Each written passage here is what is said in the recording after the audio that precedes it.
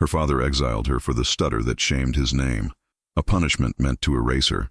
But this single act of cruelty would lead her to the only family that ever truly saw her, and a voice more powerful than she could ever imagine. The air at the station is thick with hissing steam as Sheriff Garrett presses a one-way ticket into his daughter's hand. "Do not shame them as you have shamed me," he says, his voice ice. "This isn't a trip, it's an exile." As the conductor calls for boarding, his hand on her back isn't a loving farewell. It's a firm, final push. The dust of Cheyenne, Wyoming, was a fine, gritty powder that settled on everything, a constant reminder of the untamed earth that surrounded the burgeoning town. For Ellen Ballou, the dust was a shroud, something she wished she could pull over herself to disappear. Each step along the wooden boardwalk was a careful, calculated measure, her eyes cast down to avoid the gazes that felt like physical blows. Inside the general store, the familiar scent of cured tobacco, coffee beans, and milled flour did little to soothe the knot tightening in her stomach. She needed only a small sack of flour, a simple request, yet the words caught in her throat like burrs. The sounds died, strangled by the paralysis that seized her. The shopkeeper's patience thinned, his pity curdling into irritation. Behind her, a woman sighed audibly. Shame, hot and suffocating, flooded Ellen's cheeks. It was then that a heavy hand clamped down on her shoulder. Sheriff Tom Garrett, her father, stood over her, his silver star glinting with an authority that felt like judgment. A mask of weary paternalism was fixed for the public. "The girl's just shy," he announced to the room, but his grip was iron, his voice a low growl meant only for her. "You are a damn embarrassment."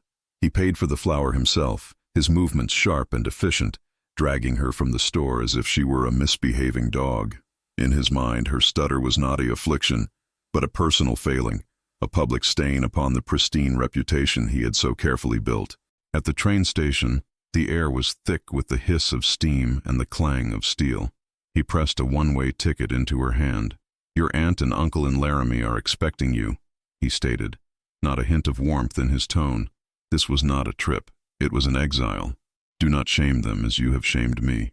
He saw her not as a daughter to be cherished, but as a liability to be disposed of, a constant stammering testament to some imagined weakness in his own bloodline. As the conductor called for boarding, his hand on her back was not a caress of farewell, but a firm, final push toward the carriage car, severing the last, frayed thread of their connection. The carriage car rocked with a rhythmic, lurching gait, a cradle of iron and wood set against the vast, unforgiving expanse of the Wyoming territory. Ellen stared out the window, but saw nothing of the sagebrush plains or the distant, saw-toothed mountains. Her mind was a landscape of its own, barren and scarred by her father's final words. The two men he had hired to see her safely to Laramie, rough-faced men with tobacco-stained teeth and the smell of cheap whiskey clinging to their coats, had spoken no more than a dozen words to her, their presence a constant, grim reminder that she was not a daughter being sent on a visit, but cargo being shipped away. She was a liability, a package of shame being passed from one hand to another. Suddenly, a violent, deafening screech of metal on metal tore through the rhythmic clatter. The world tilted on an impossible axis. A scream lodged in Ellen's throat, a perfect, unblemished sound that never found voice. The carriage car bucked like a spurred horse, splintering wood and shattering glass in a single explosive moment. Her escorts were thrown across the car, their bodies limp and broken as the carriage tumbled down a rocky embankment, coming to rest in a mangled heap of steel and ruin. Silence followed, a thick, ringing void filled only by the whisper of settling dust and the distant, pained hiss of the locomotive's broken heart. Smoke and the acrid smell of burning coal filled her nostrils. Through a jagged hole in the carriage wall, she saw them, shadowy figures on horseback, their faces obscured by bandanas. Their voices were harsh, guttural commands as they moved through the wreckage, their concern not for the living or the dead, but for the lockbox in the mail car. Ellen huddled behind a broken seat, her body trembling uncontrollably. She pressed her lips together, willing a cry for help to form, but the old familiar paralysis seized her. The sound was a pathetic, airy stammer, a ghost of a word that died before it was born. A damn embarrassment. Her father's voice echoed in the cavern of her fear. Even here, at the edge of death, she was a failure, unable to perform the simplest human act of calling for salvation. The bandits took what they came for and vanished as quickly as they appeared, leaving silence in their wake. Clawing her way out of the twisted metal, Ellen stumbled into the blinding sunlight. The wreck was a scar upon the earth, a monument to her abandonment. Alone, she began to walk, her directionless flight fueled by sheer terror. The thin leather of her town shoes was no match for the rocky ground, and the hem of her dress tore on grasping sagebrush. The sun climbed, a merciless eye in a brassy sky, and the silence of the wilderness became its own form of torment. Hours bled into one another until at last, her body betrayed her will. Her knees buckled, and she collapsed into the dust, the world dissolving into a dark, swirling void. He had seen the smoke from the ridge where he sat his horse, a dark smudge against the pure blue sky. Red Cloud's face, a map of deep-etched lines, remained impassive. Another trespass, another wound inflicted upon the land by the Iron Horse. His first instinct, born of years of watching his people's world shrink and his traditions fade, was to turn away. The white man's violence was his own affair, but something held him. He had seen too much loss to become numb to it. He thought of the promises broken like brittle twigs, the sickness that had stolen his wife, the slow strangulation of his people's freedom. Bitterness was a familiar companion. Yet, as he drew closer, he saw not a soldier or a railroad man, but a slip of a girl, lying as still as death. Her dress was the color of a summer sky, now sullied with dirt and despair. In her utter helplessness, he saw not an enemy, but the reflection of a universal fragility. A profound, weary compassion stirred beneath the layers of his own grief. It was not a choice born of policy or tribe, but of the soul. He dismounted, his movements measured and deliberate, and knelt beside her, a silent figure offering the one thing she had been so cruelly denied, a moment of grace. Ellen awoke not to the violent lurch of a train car, but to a gentle stillness. The world returned to her in pieces, the scent of wood smoke and something else, something herbal and clean like crushed sage, the weighty warmth of a heavy fur, impossibly soft against her cheek, and the low rhythmic murmur of voices speaking a language she had never heard, the words flowing like water over stones. She pried her eyes open, blinking against the dim, smoky light of a teepee. The conical walls were made of tautly stretched hides, painted on the inside with figures of hunts and battles, a world of stories she could not read. Panic, cold and sharp, lanced through her. She was surrounded. Several faces turned toward her as she shifted, their dark eyes watching her with an unnerving intensity. An old woman with a face like a dried riverbed, her hair in two long silver braids, regarded her with quiet curiosity.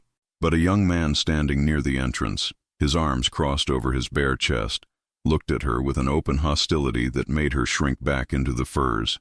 In his eyes she was not a person, but an omen, the same pale color as the soldiers who had driven his family from the Black Hills, the same as the railroad men whose iron serpent had poisoned the hunting grounds. His resentment was a palpable force in the confined space.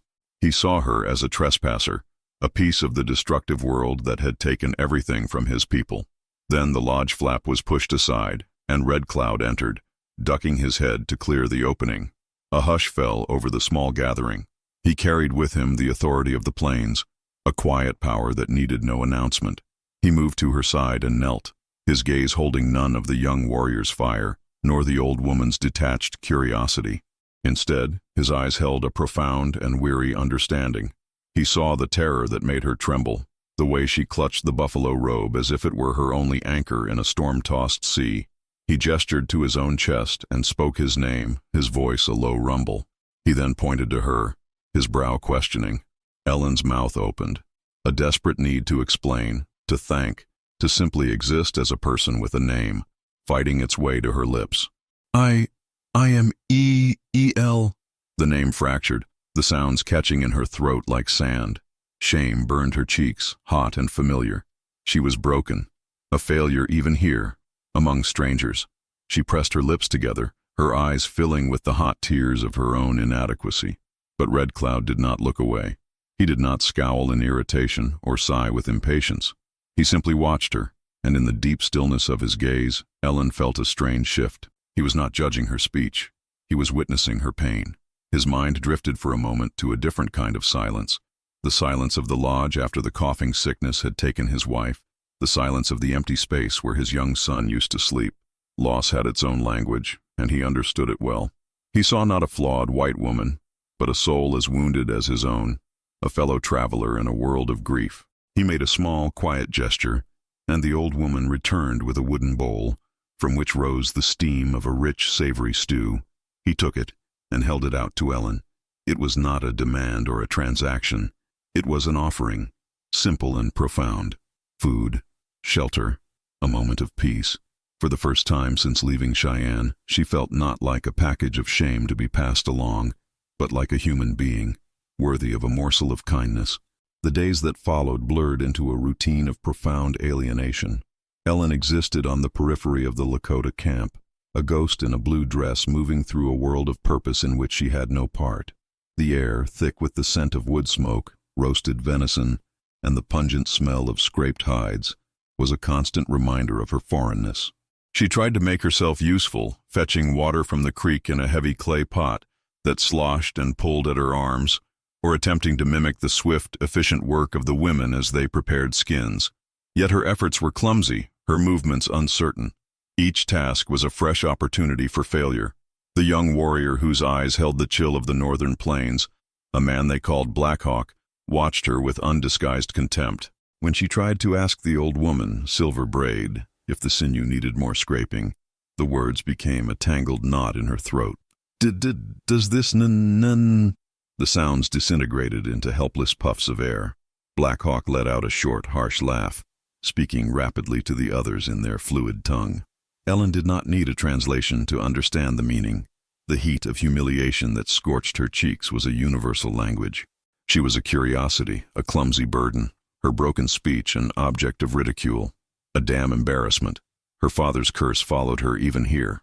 Retreating to the quiet space behind her assigned teepee, she sank to the ground, the familiar despair a heavy cloak. She could not speak, could not work, could not belong. Her gaze fell upon a piece of charcoal left from a cook fire. An idea, fragile and desperate, took root. If her voice could not form the world, perhaps her hands could. She found a smooth, pale piece of bark and began to sketch, her fingers moving with a tentative grace.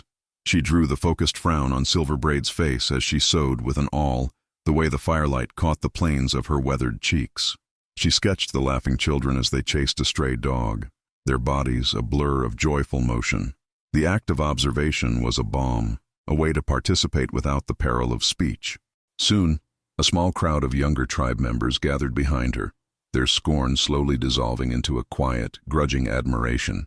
They pointed at the figures, recognizing themselves, their families, their daily lives captured with an honesty that transcended language. From the entrance of his own lodge, Red Cloud watched it all. He saw her shame, Black Hawk's predictable anger, and the subtle shift that her drawings created.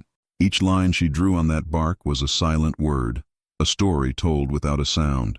It reminded him of his own silences, the long, quiet nights after the sickness had swept through his family, leaving gaping holes that words could never fill.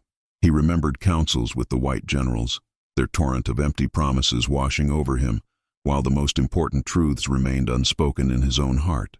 He had failed to hold back the tide, had failed to protect the world he knew, and the regret was a stone in his gut. He saw in Ellen's isolation a distorted reflection of his own. In guiding this broken bird with a shattered voice, perhaps he could mend some small piece of a world so full of fractures. That evening, as she sat with an empty bowl of stew, he came to her. He knelt, his presence silencing the whispers around them. He looked not at her face, but at the empty bowl, then met her eyes. He knew she was drowning in a gratitude she could not speak. Slowly, deliberately, he placed his flattened hand over his heart, then extended it outward toward her, palm facing up. It was a simple, fluid motion, a gesture of giving, of offering thanks. He held his hand there, his gaze calm and patient, waiting. A sob of pure relief caught in Ellen's chest. He was not asking her to speak. He was giving her a new word, one that lived in the hand, not on the tongue. Trembling, she mirrored the gesture, pressing her own hand to her heart and extending it to him. In that shared, silent word, the crushing weight of her father's judgment began to lift, and for the first time, the faint, warm feeling of home began to settle in the dust around her. The council fire crackled, a bright, hungry thing in the center of the largest teepee. casting dancing shadows upon the grim faces of the men gathered within. The air was a heavy blanket woven from smoke, sweat, and the sharp scent of brewing resentment. Ellen sat on a fur robe near the edge of the circle, her hands clenched in the folds of her dress, feeling the weight of every gaze like a physical stone upon her shoulders. She was the subject of their debate, a silent testament to a world they despised, and the Lakota words, though she could not comprehend their meaning, rose and fell with the unmistakable cadence of argument. Blackhawk stood, his powerful form eclipsing the firelight. His voice was a whip-crack in the enclosed space, his words sharp and punctuated by a contemptuous gesture in her direction. In his mind, she was not a person, but a symbol, a pale harbinger of disease and deceit. He saw in her the same blue eyes as the cavalrymen who had slaughtered the buffalo for sport, the same soft hands as the agents who delivered weevilled flour and empty promises. She was a weakness, a drain on their dwindling resources, and her presence was an insult to the memory of all they had lost. His bitterness was a righteous fire. To show her mercy felt like a betrayal of his own people. An older man, whose face was a testament to 100 winters, spoke then in a softer, raspier tone. He pointed not at Ellen but toward a corner of the lodge where one of her charcoal sketches rested against a parfleche bag. It was a drawing of 2 young boys locked in a wrestling match, their faces masks of fierce concentration and joy. He spoke of how the children had crowded around her, how their laughter had filled the air as they recognized themselves in the dark lines. He spoke of the art as a new kind of winter count, a way to capture the fleeting moments of their lives before they vanished like breath on a cold wind. Red Cloud remained seated, his expression as unreadable as a weathered stone. He heard the truth in both men's words. Blackhawk's rage echoed the venom that still coiled in his own gut when he thought of the iron rails scarring the sacred earth, a poison that had no antidote. This white woman was a splinter from the axe that was felling his entire world. And yet, he saw the truth in the elder's words as well. He had watched the children's fascination with her drawings, a pure and uncomplicated delight that felt like a rare medicine in these dark times. Her silent art spoke a language of shared humanity that defied tribe or tongue. His own grief had taught him that some truths could not be spoken, only felt, and in her charcoal lines, he sensed a soul trying to speak from a similar prison of silence. Finally, all eyes fell upon Ellen. The expectation was a palpable force, pressing the air from her lungs. A damn embarrassment. The voice was her father's, but the sentiment felt universal. Her throat closed, the familiar panic a cold hand gripping her heart. But then, a flicker of defiance. She would not be a ghost here. Her trembling fingers found the piece of charcoal in her pocket and a flattened piece of hide she had prepared. With every eye in the lodge fixed upon her, she began to draw. She sketched not the horror of the train, but the simple memory of a doe she had once seen, gently nudging its fawn to its feet. As the image took shape, a small girl with her grandfather's deep, solemn eyes detached herself from her mother's side and crept forward. It was Mourning Dove, Red Cloud's granddaughter. She stopped just before Ellen, her head cocked in innocent curiosity. She looked at the drawing of the mother deer and her child, then up at Ellen's face. A slow, shy smile bloomed on her lips. She reached out a tiny hand and gently patted Ellen's arm. It was a gesture of simple, profound acceptance, a verdict delivered from a heart that knew no politics, only kindness. The tension in the lodge did not vanish, but it shifted, softened by the touch of a child. In that small, warm pressure on her arm, Ellen felt the first true thaw of the winter that had frozen her soul. The sun baked the earth, drawing the sharp, clean scent of sage from the surrounding plains and mingling it with the domestic smells of the camp. Ellen knelt beside Silver Braid, a collection of freshly gathered plants spread between them on a supple deer hide. Her hands, once soft and accustomed only to needlepoint, were now stained with dirt and chlorophyll. She was learning a new alphabet, one written in leaf shapes and root textures. Silver Braid held up a feathery sprig, murmuring its Lakota name and then pointing to her own temple, miming the relief of a headache. Ellen nodded, taking a piece of charcoal and sketching the plant with swift, certain strokes onto a flattened piece of birch bark, adding a small drawing of a woman with a hand to her head beside it. This was their language now, a lexicon of images that grew day by day, a bridge built of ash and bark across the chasm of silence. Her perceived incompetence had found a new form. Her art, once a private refuge, was now a purposeful tool, a way of contributing that required no words. Later, as twilight bled purple and orange across the sky, Red Cloud approached her. He had been watching, not with the overt scrutiny of the others, but with a quiet, contemplative gaze that seemed to miss nothing. He carried no grand pronouncement, only the weight of unspoken history. He sat not close, but near, and for a long moment the only sounds were the crackle of a distant fire and the first tentative notes of a cricket's song. He held out his hand, not in greeting, but to show her a thick, silvery scar that ran across his palm. He traced its path with a finger from his other hand, his expression hardening with a memory. The omniscient voice of the wind seemed to carry his thoughts.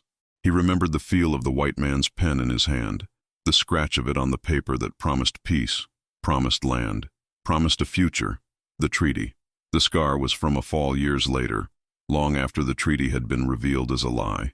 But in his mind, the two were forever connected, a promise of wholeness, a reality of being torn open. His stoic mask, the one he wore for his people and for his enemies, slipped for just an instant, revealing a profound and weary vulnerability. He saw in Ellen's silent struggle a mirror of his own. She fought to form words. He fought against a world that had made his own words meaningless. Ellen's heart ached with a sympathy she could not voice. She saw not a fearsome chief, but a man burdened by betrayals that ran deeper than any physical wound. The desire to offer comfort, to say "I see you," was a physical pressure in her chest, but the old paralysis was absent. In its place was a simple, shared quiet. The next morning, as she fetched water from the creek, Silver Braid stopped her. The old woman's eyes held a new light, a glimmer of respect that was more warming than the morning sun. She held out a necklace strung on a leather cord, made of polished bone beads and small, brilliant blue stones the color of a mountain lake. She placed it around Ellen's neck. The weight of it was slight, but it settled upon her skin with the gravity of a coronation. It was not a payment, nor was it pity. It was a sign of belonging. The memory of her father's hand, hard and final on her back, pushing her away, dissolved in the face of this simple, gentle offering. A single tear escaped and traced a clean path through the dust on her cheek. It was not a tear of shame, but of release. Here, her silence was not an embarrassment to be exiled. It was simply a space that others were learning to fill with drawings, gestures, and the quiet weight of a beaded necklace. The calm of the mid-morning was shattered by a sound that did not belong. The sharp, flat crack of a rifle shot, followed by the high-pitched scream of splintering wood near the horse herd. Panic erupted like a flushed covey of quail. Women scooped up children, their calls a frantic chorus as they scrambled for the protection of the lodges. Warriors, seeming to materialize from the very earth, grabbed bows and rifles, their faces hardening into masks of grim purpose. Ellen felt the world tilt, the peaceful domesticity of moments before dissolving into a terrifying chaos. Peeking from behind her teepee, she saw them, a dozen white men on horseback, fanned out along the low ridge overlooking the creek, their faces bearded and hungry, their intent clear in the glint of sun on their rifle barrels. They were not soldiers, they were scavengers, drawn by the rumor of a vulnerable camp, men whose greed was their only creed. A cold, familiar dread coiled in Ellen's stomach. They looked like the men her father had hired, like the bandits at the train wreck. They were her people, and they had come to kill the only family she had left. Black Hawk and his warriors had taken cover behind a thick stand of cottonwoods, returning fire. But they were pinned, unable to see that the main force of attackers was creeping through a shallow, brush-choked ravine to their left, preparing to flank them. From her position, Ellen could see the trap unfolding. Her heart hammered against her ribs, a frantic drumbeat of terror. Her first instinct was to hide, to make herself small and disappear, to let the violence of this world wash over her as it always had. A damn embarrassment. The voice echoed, but this time it was met by a surge of something else, something fierce and protective. She thought of Silver Braid's gentle hands, of Mourning Dove's shy smile, of the beaded necklace that rested against her skin. Her fingers, numb with fear, found the charcoal nub in her pocket. She ripped a wide strip of bark from a nearby woodpile, her movements clumsy yet desperate, her mind, a whirlwind of panic, focused on a single, clear thought. She had to make them see. With shaking hands, she drew. It was not a drawing of beauty or grace, but of urgent, brutal fact.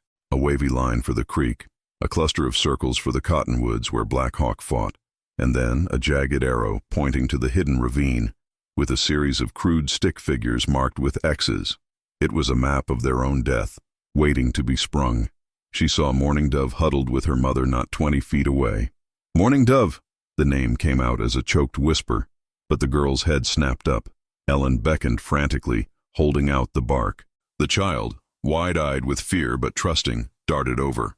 Ellen pressed the drawing into her small hands, pointed first to Black Hawk, then emphatically at the bark, her eyes pleading. The girl understood.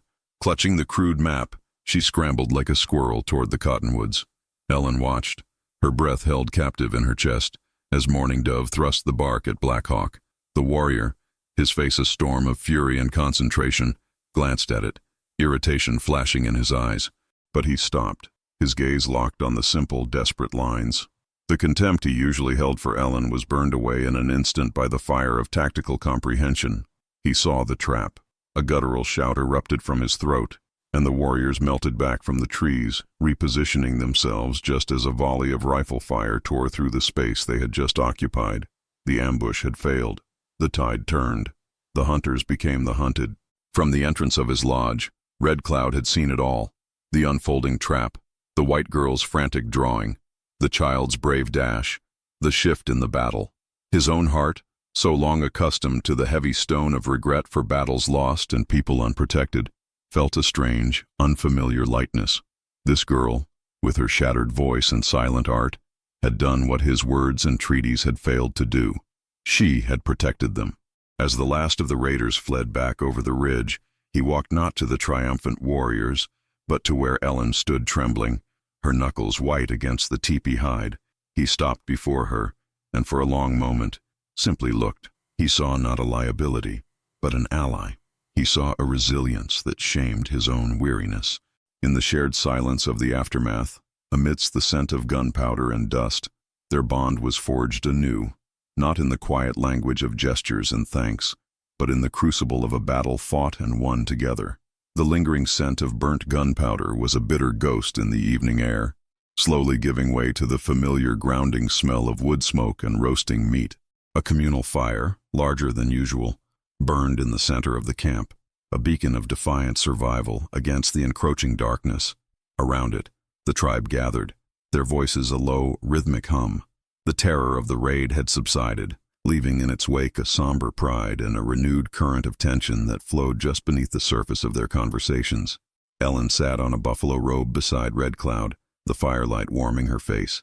She felt the heavy, smooth beads of Silver Braid's necklace against her collarbone, a constant, tangible reminder of where she was, of what had transpired. She was no longer a ghost haunting the edges of their lives. Today, she had been seen. As if sensing her thoughts, Red Cloud turned his gaze from the flames to her.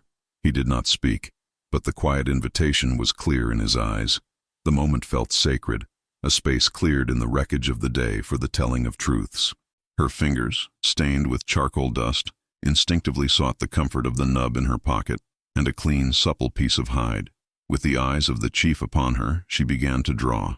Her hand did not shake. She sketched the sharp, clean lines of a boardwalk in a town built of raw lumber, and then a tall, severe figure of a man.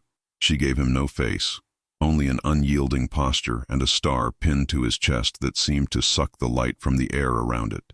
Beside him she drew a girl, small and hunched, her head bowed in shame, her mouth a perfect O from which no sound escaped. A collective murmur rippled through those watching nearby as the image formed. Then, with a darker, more decisive stroke, she drew the man's hand, not reaching for the girl in comfort, but clamping down on her shoulder, a gesture of ownership and condemnation. Finally, she drew the iron horse, smoke billowing from its stack, pulling away from a solitary figure left abandoned on the platform. She looked up at Red Cloud, her story laid bare, her silent confession complete. He studied the drawings, his expression impassive, but deep within him the images struck a chord of profound recognition. He saw not the particulars of her life, but the universal shape of pain. He saw power used as a cudgel, and the isolation of a soul cast out. The image of the departing train stirred the ashes of his own grief, reminding him of a different kind of departure, the quiet, final journey his wife had taken from this world. leaving a silence in his lodge that no words could ever fill. He remembered holding his son, a boy full of fire and promise, only to lose him to the coughing sickness the white men brought. With a deliberate slowness, he picked up a stick and, in the dirt beside her drawing, he etched the outline of a woman, and then a small boy. Then, with a soft final motion, he wiped them both away with the palm of his hand, leaving only empty space. He met her gaze, and in that shared silence, their separate sorrows merged into a single, understood stream of loss. Across the fire, Black Hawk's voice rose, his Lakota words sharp and unyielding as he argued with an elder. His gestures were stark, a fist clenched against the encroachment of the railroad, a hand sweeping away the very idea of compromise. The elder responded in a weary tone, his hands open, suggesting they must learn the enemy's ways to navigate the treacherous new world. The tribe was a living thing, torn between past and future, between rage and resignation. Ellen heard their conflict, but it felt distant. The true revelation was unfolding within her. She looked at her drawing, at Red Cloud's erased figures in the dust. Her silence had not been a void, but a vessel. Tonight she had filled it with her story, and he had understood. For the first time in her life, she felt not the ugliness of her stammer, but the piercing beauty of her art. This was her voice. This was her eloquence. In the warm firelight, surrounded by a people who had seen her truth without her having to speak a single fractured word, Ellen felt the last chains of her father's shame fall away into the dust. The son was a master artist, painting the camp in hues of ochre and gold. In a shaded clearing near the creek, Ellen had become an artist in her own right. A circle of children sat before her on the dusty ground, their dark eyes wide with rapt attention. Her classroom had no walls, her chalk was a charred stick, and her slate was the pale inner surface of peeled bark. Today's lesson was a story, a grand narrative of a clever fox and a proud eagle, told not with words, but with a silent, captivating ballet of hands and charcoal. Her fingers flew, sketching the sharp, cunning snout of the fox. Then her hands would mimic its sly, low-to-the-ground creep. She would draw the sweeping wings of the eagle. Then her arms would rise, embodying its majestic flight. The children's laughter was her applause, their gasps of suspense her encouragement. In this small circle, she was not the broken girl from Cheyenne. She was a storyteller, an orator whose eloquence flowed from her fingertips. One of the smaller boys, delighted by the fox's final triumph, shouted a joyful Lakota phrase and pointed at her drawing. A wave of pure, unadulterated happiness washed over Ellen, so potent it demanded a voice.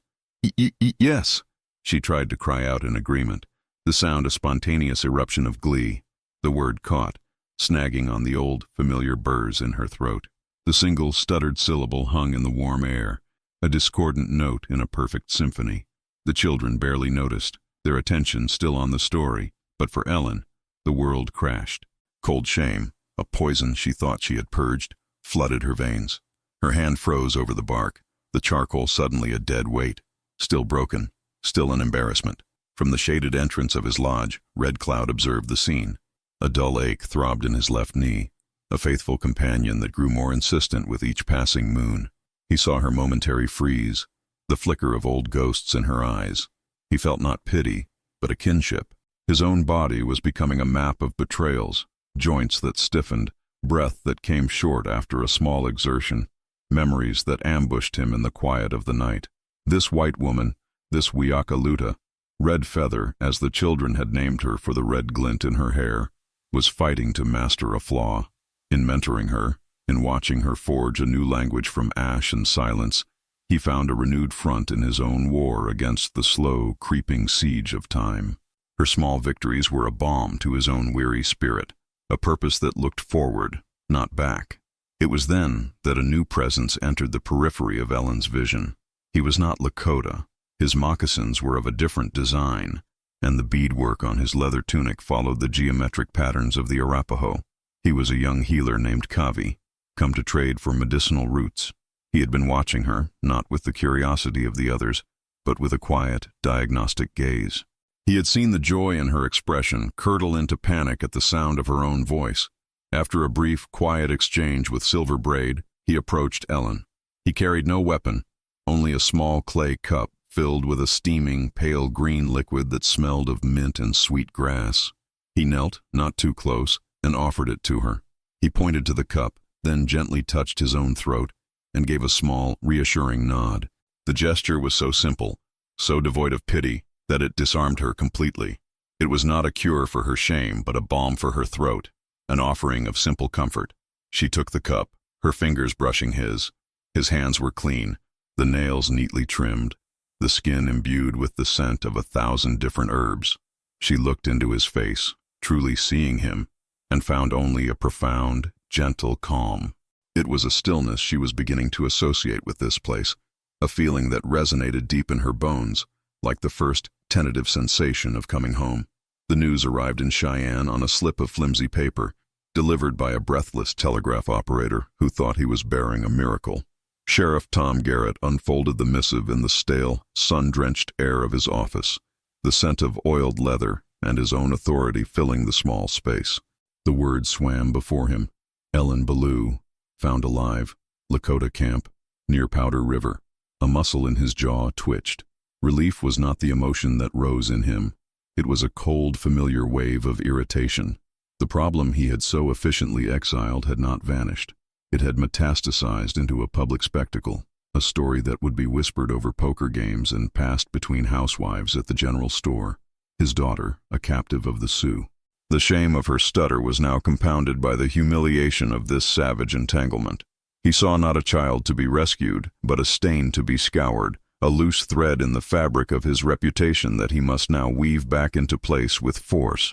Miles away, under a sky of impossible blue, Ellen felt the deep, resonant pulse of a drum beating in the center of her chest. A solemn rite was underway, a sacred dance of endurance and prayer that she could only witness from the periphery. The men's chanting rose and fell like a great collective breath, a river of sound in which she could not swim.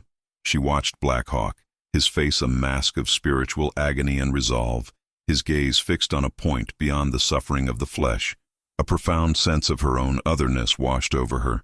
She could not sing their prayers, could not speak their words of devotion. Here, in the heart of their most sacred ritual, she was once again a mute, useless thing. But as the feeling of her father's judgment threatened to pull her under, she saw the weary face of an elder, his eyes reflecting the fire, and a new impulse took hold.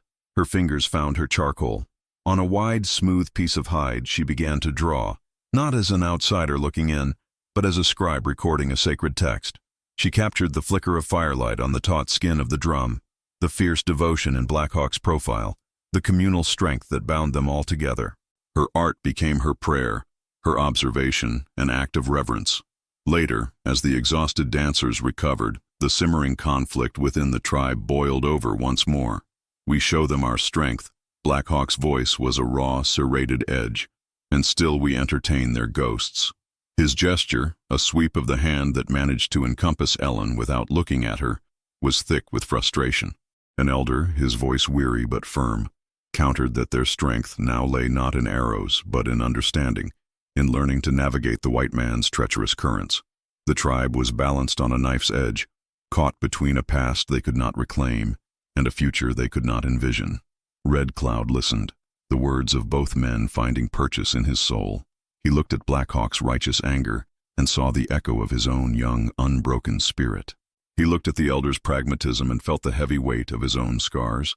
Then his gaze fell upon Ellen, who sat quietly, her drawings held in her lap. He saw the story she had told him in the dirt, the crushing weight of her father's hand, the shame of being cast out.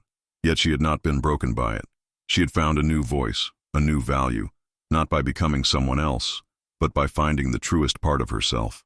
A powerful clarity pierced through his grief. He rose, and a quiet fell over the council. He pointed not to the warriors, but to Ellen. He spoke of how she was sent away as a burden, deemed worthless for the voice she lacked. But here, she had forged a new one from ash and bark, a voice of truth and beauty that had saved them all. In her, he saw their own choice.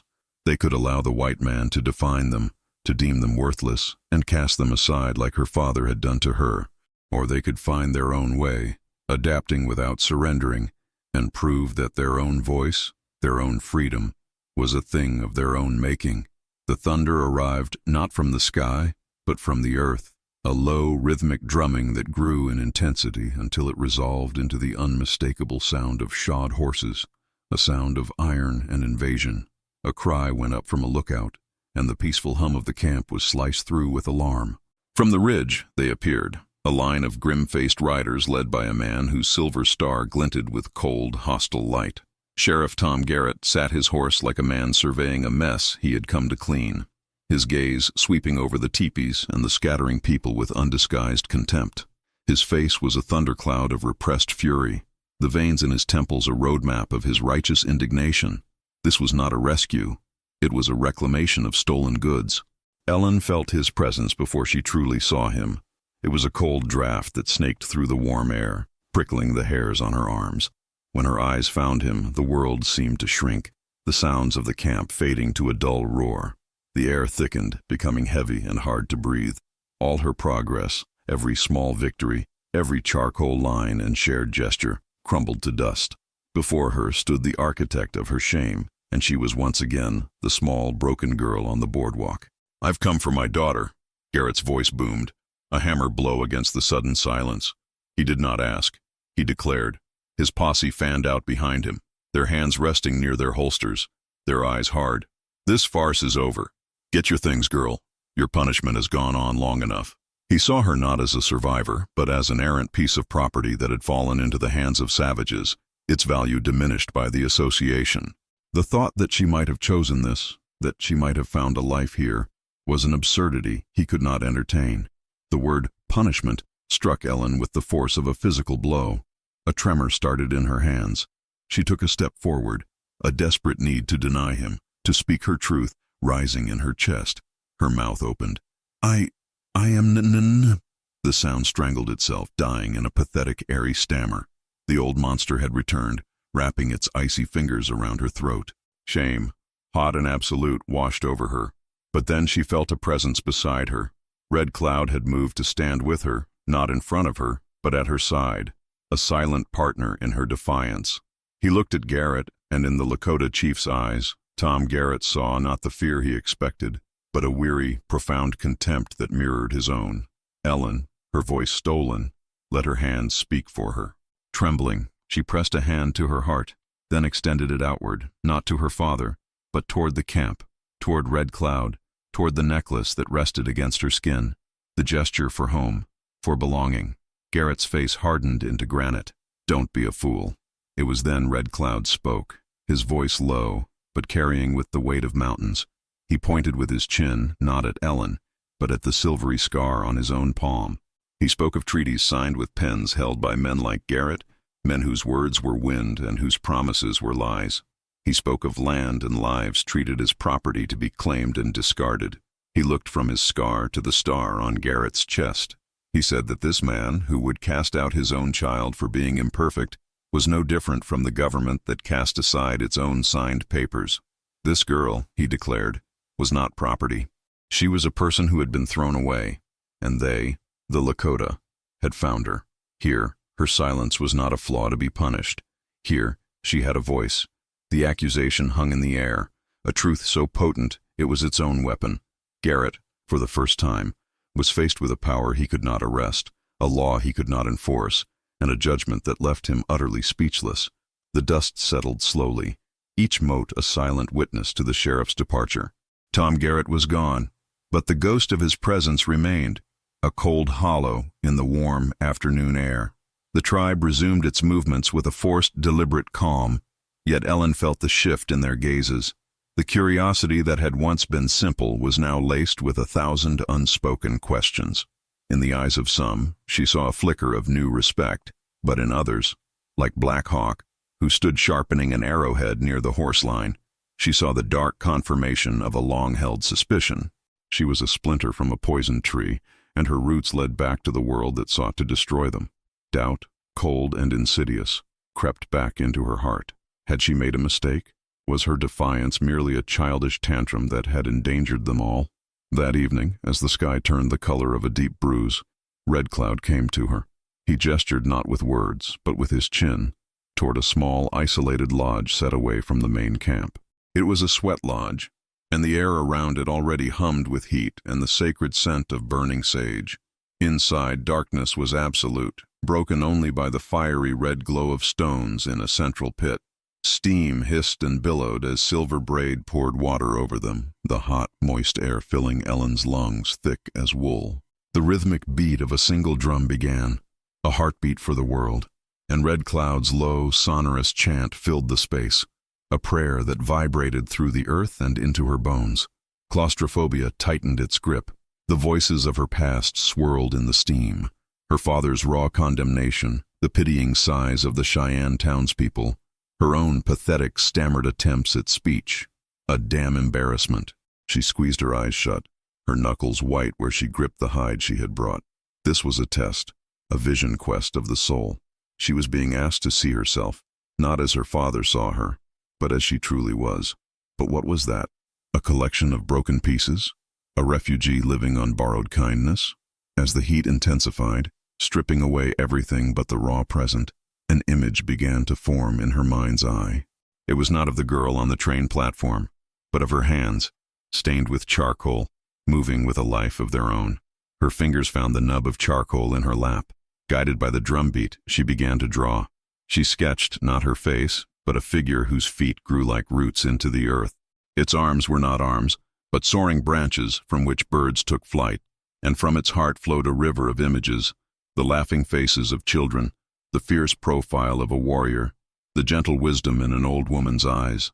When she finally emerged from the lodge, sweat-soaked and blinking into the twilight, she wordlessly handed the drawing to Red Cloud. He studied the strange, powerful self-portrait.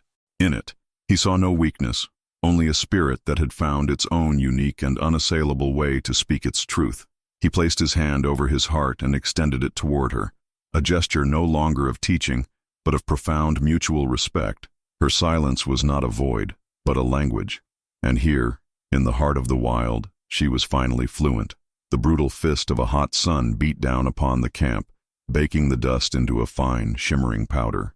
The sound came first, a low, percussive threat that vibrated up from the soles of the feet, the rhythmic, iron-shod beat of approaching horses. Sheriff Tom Garrett and his posse crested the low ridge, a dark line of judgment against the searing blue sky. His face, visible even from a distance, was not that of a concerned father, but of an executioner come to mete out a sentence. His authority was a physical force, a wave of cold fury that rolled down into the valley, silencing the children's play and freezing the women where they stood. When Ellen's eyes locked with his, the fragile world she had built collapsed into a pinprick of terror. The warmth of the sun vanished, replaced by the icy chill of the Cheyenne train platform. The necklace on her skin felt like a fraud, a child's bauble against the crushing reality of his presence. "I have indulged this circus long enough." Garrett's voice was a cannonade, each word a piece of shrapnel meant to wound. "Girl, you will gather what little you have and you will come now. This humiliation ends today." His gaze swept over the Lakota warriors gathering silently, dismissing them as part of the scenery, inconsequential obstacles in the path of his will. For him, this was a simple matter of retrieving property that had strayed, a public stain that must be scrubbed clean before it set. A tremor seized Ellen's body, a violent shudder that began in her knees and worked its way to her throat. She had to speak, to deny him, to scream her truth into his granite face. You can't." The words were broken shards, pathetic and weak. Laughter, low and cruel, rumbled from one of the posse men. Shame, hot and familiar, flooded her cheeks.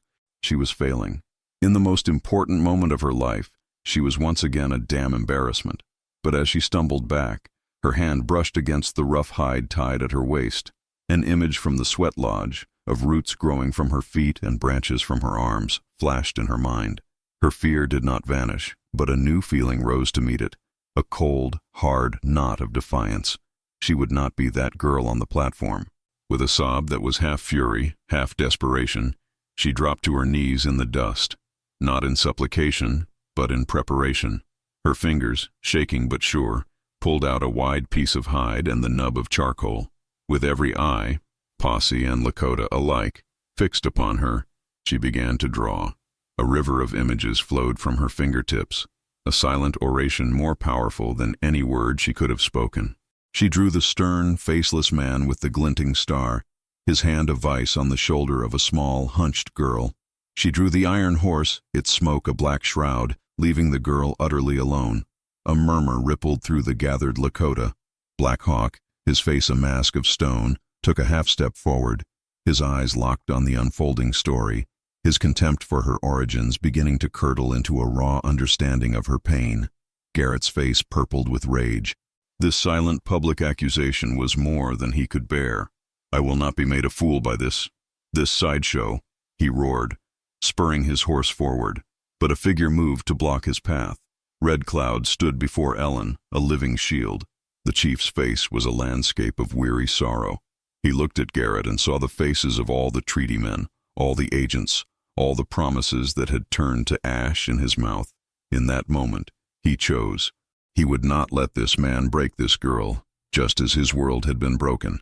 He would not stand aside and witness another soul be defined and discarded by the white man's cruel law. Slowly, deliberately, Red Cloud placed a hand over his own heart. Then he extended it not to Garrett, but to Ellen, a gesture of profound respect. He had seen her strength. He had witnessed her find her voice. And now he would lend her his. In that single silent gesture, the standoff was decided. The posse faltered, their certainty shaken by a power they could not comprehend. Ellen rose to her feet, dust clinging to her dress, and met her father's gaze. The tremor was gone. Her silence was no longer a cage, but a throne.